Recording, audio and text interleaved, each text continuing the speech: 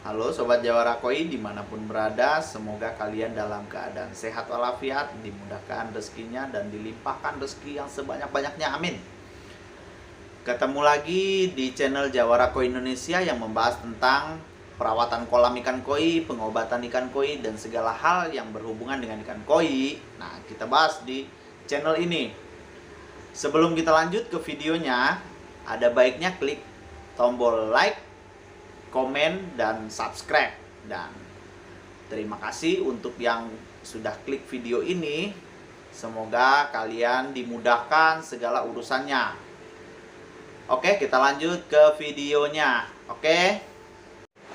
Untuk pembuatan kolam ikan koi, banyak teman-teman yang bertanya pada saya, apa aja sih yang perlu diperhatiin dalam pembuatan kolam. Jadi ada hal-hal penting yang sangat riskan terjadi saat pembuatan kolam, yaitu kesalahan-kesalahan yang sangat-sangat fatal, yaitu akan membuat kalian itu mengeluarkan biaya lebih di luar biaya awal. Jadi biayanya, estimasinya pasti sangat jauh meleset karena akan menimbulkan renovasi dan renovasi sampai kolam itu betul-betul ready. Jadi untuk kalian yang tidak mau pusing atau tidak mau repot-repot memikirkan, nah kalian bisa memilih tukang dan untuk renovasi kolam kalian agar tidak terjadi kesalahan. Nah, jika kalian mau gunakan tukang ahli, nah itu biayanya betul-betul sangat lumayan ya dibandingkan kita menggunakan tukang sendiri. Jadi hal-hal yang harus diperhatikan yaitu yang pertama yaitu untuk pembuatan kolam ya. Pembuatan kolam. Untuk pembuatan kolam itu yang pertama kali kita harus perhatikan yaitu lahan. Nah, lahan ini sangat-sangat penting, yaitu bentuk kolamnya itu nanti tergantung dari lahannya. Besar kolamnya, dari untuk backwashnya itu sangat berpengaruh. Jadi lahan itu sangat-sangat penting. Apakah itu nanti kolamnya itu digali ke bawah atau diuruk. Kalau untuk diuruk ini untuk sebagian kolam yang berada di dataran rendah dibuat pondasi, lalu di pinggirnya itu diuruk. Nah, yang kedua yaitu adalah model. Yang kedua model bentuk kolamnya. Bentuk kolamnya itu kita harus perhatikan juga. Apakah kalian maunya rata dengan tanah atau naik dari permukaan tanah? Apakah setengahnya menggali, setengahnya naik ke atas? Nah, itu diperhatikan di poin kedua. Jadi kita memilih lahan, setelah itu kita tentukan modelnya, sembari kita memikirkan itu lubang buang. Lubang buangnya untuk backwashnya, maintenance-nya itu perlu kita perhatikan dari awal. Yang ketiga, setelah kita mengetahui poin 1 dan poin 2, kita hitung volume airnya. Karena kita tadi udah mengetahui modelnya seperti apa dan lahannya seberapa, dan kita bisa bayangkan itu kolam utamanya segini, berapa kali berapa, dan lebarnya berapa kali berapa, dan kedalamannya berapa. Nah, untuk chambernya pun kita sudah perhitungkan dari awal. Nah, untuk itu kita yang ketiga volume air.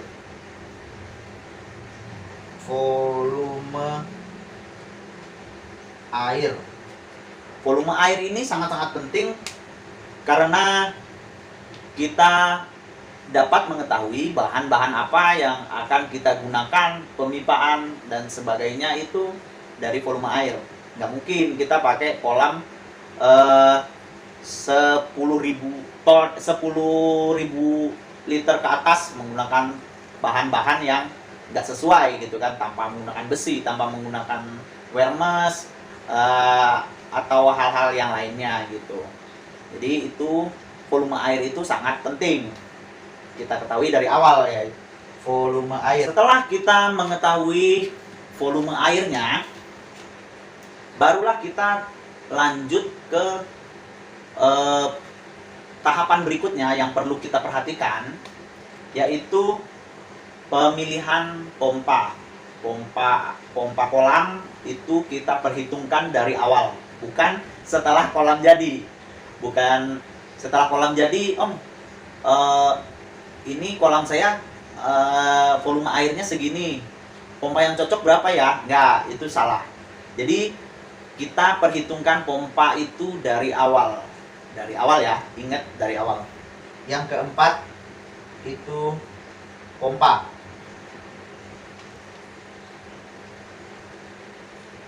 Pompa kita sudah perhitungkan dari awal.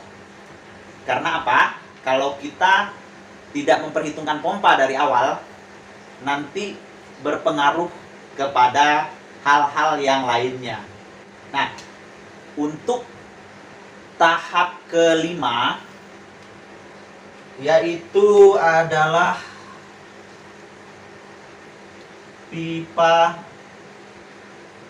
atau sekat ya, atau sekat.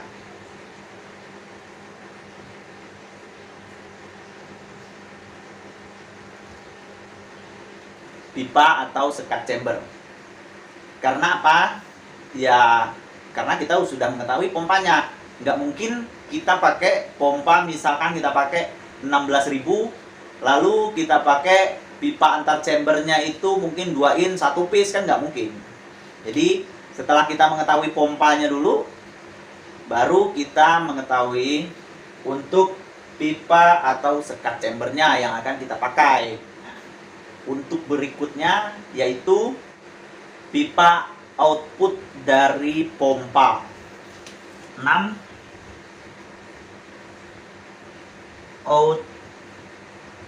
Output ya, output pompa. Nah, yang keenam yaitu output pompa. Nah, ini sangat-sangat berpengaruh juga, karena output pompa ini lebih rapih jikalau kita tanam di dalam dinding.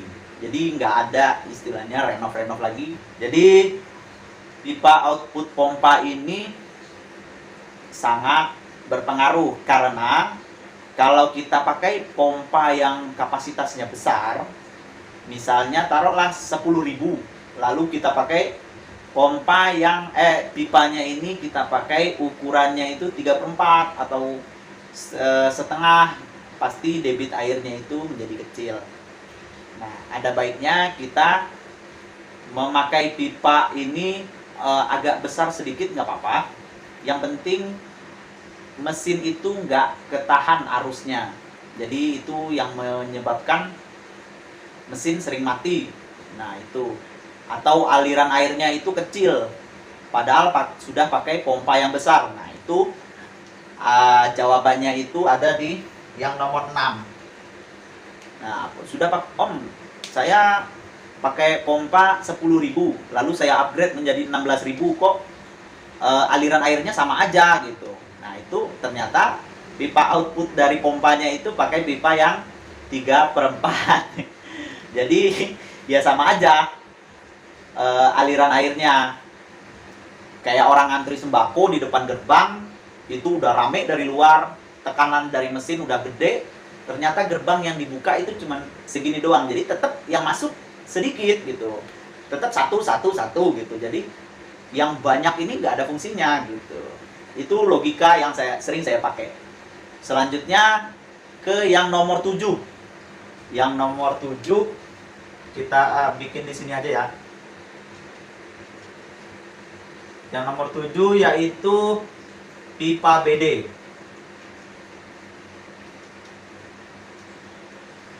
Pipa BD yang ketujuh. Nah, ini kita batasin biar nggak nyampur-nyampur. Yang ketujuh yaitu pipa BD. Pipa BD kita juga perhitungkan dari awal. Karena apa? Yang kita takutkan itu saat kita nantinya itu upgrade pompa, atau kita merasa pompa yang kita gunakan itu kekecilan. Jadi kita saat menggunakan pompa yang lebih besar, nah yang ditakutkan itu nanti pipanya nggak cukup kuat aliran airnya, jadi di chamber pompa menjadi tekor biasanya. Jadi tekornya chamber pompa itu air yang masuk ke chamber pompa itu kecil daripada yang dikeluarkan oleh pompa. Jadi mesinnya itu jadi nggak kerendam air kadang. Itu juga bikin pompa sering mati. Nah, pipa BD ini sangat-sangat penting. Dan kalau saya pribadi lebih baik menggunakan pipa BD ini agak over. Maksudnya over ini mungkin kita perhitungkannya itu untuk kolam 3000. Pakai pipa 2 in cukup. Nah, tapi jangan pas kita pakainya. Ya udah kita pakai pipa 3 in, 1 piece gitu kan, atau 2 lubang gitu. Tujuannya apa? Nanti kalau aliran airnya itu terlalu besar, jadi di chambernya itu rata, jadi kurang sedotannya, kurang sedotan yang sedotan kotoran yang ada dari kolam itu nggak kesedot ke chamber karena level airnya itu terlalu deras, terlalu cepat gitu. Jadi ketinggian air yang ada di chamber sama ketinggian air yang di kolam itu nyaris rata. Jadi sedotannya itu jadi kurang gitu. Nah, itu kita bisa menutup 1 lubang. Kita tutup 1 lubang agar alirannya itu nggak terlalu deras. Atau kalau kita pakai 1 pipa BD, itu kita bisa tutup setengah atau sebagian seperti yang kita jelasin di video yang sudah pernah kita bahas kemarin, yaitu cara memperbesar sedotan skimmer. Jadi setengahnya tutup BD ini kita tutup, jadi aliran air yang masuk ke chamber itu nggak terlalu besar. Nah, daripada pipanya ini kekecilan. Kalau pipanya kekecilan, nah itu bakal ngeluarin biaya yang lebih besar. Nah, itu yang makanya saya ingatkan untuk pemilihan pipa BD ini lebih baik over spec daripada speknya yang sudah kita perhitungkan pas-pasan. Jadi kita pakai pipa 2 in aja cukup. Nah, akibatnya nanti kalau kekecilan atau kita upgrade pompa yang lebih besar, itu kita akan renov, ganti pipa, ganti ini. Yang kita udah beli pompa, tapi ternyata kegedean, tekor. Masa pompa ini kita nggak pakai? Nah, ujung-ujungnya apa? Renov kolam, digedein pipanya, segala macam. Jadi itu yang ketujuh ya, pemilihan pipa BD. Yang kedelapan yaitu aerasi.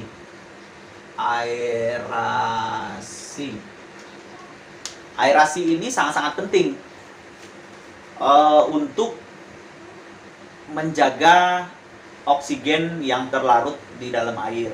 Jadi ikan itu juga butuh nafas ya,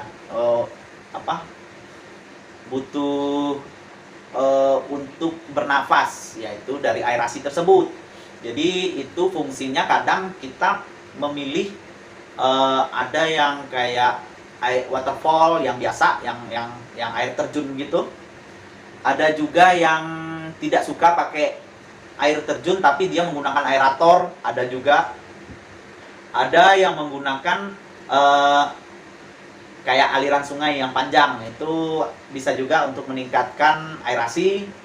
Dan juga kayak dinding yang airnya itu jatuh dari atas, ada juga. Itu juga meningkatkan aerasi. Nah, jadi jangan sampai kolam kita tanpa aerasi sama sekali. Jadi kolam koi ini sangat sensitif terhadap aerasi. Jadi kalau aerasi kolamnya ini agak agak kurang, nah itu berpengaruh kepada pertumbuhan si ikan tadi tersebut.